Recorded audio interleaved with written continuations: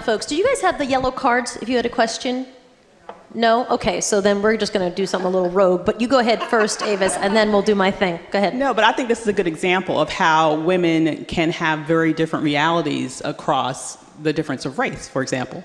Because my research on the issue, my book looks at black women specifically in leadership, and it's not as much an issue of confidence or even ambition. I mean, all the data suggests that black women are the demographic group that's most wanting to lead. We most want that promotion. We want to climb that career ladder. But in practice, what happens is that we're the demographic groups that's least likely to have anyone in senior position in our professional space that's willing to help us climb that ladder. So we have the ambition, we have the confidence, we have practical experience leading in our communities, doing everything from sort of leading community service organizations to leading movements, for example. But somehow, when we get in the professional sphere, our ambition and our ability does not match the opportunities that are afforded to us. And so that's why we have to be very specific.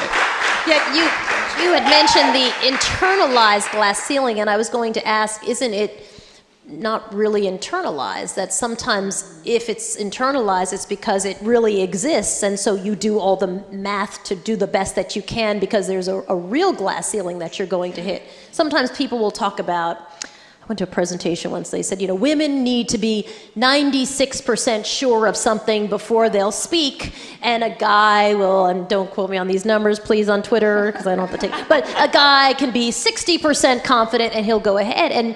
And I didn't think that was a confidence issue. I thought it was actually, there's a literal fallout to being wrong, right? So actually, you're just navigating a space that's very tricky, because if you're wrong, you're going to have trouble. So 96 is a number to aim for to make sure that you're never wrong, because there's a real fallout to your career. And if I can jump in, I think this is it's a both and. I don't think it's only institutional. I don't think it's only internalized, because we know there are significant gender differences around risk taking, around competitiveness, and it's true. I agree. I mean, I'm very familiar with that data that black women and black girls are the most ambitious to lead, for sure. And we know that there are other factors at play that would potentially prevent somebody from applying for a job or speaking who's a woman because of some of those differences around risk and competitiveness.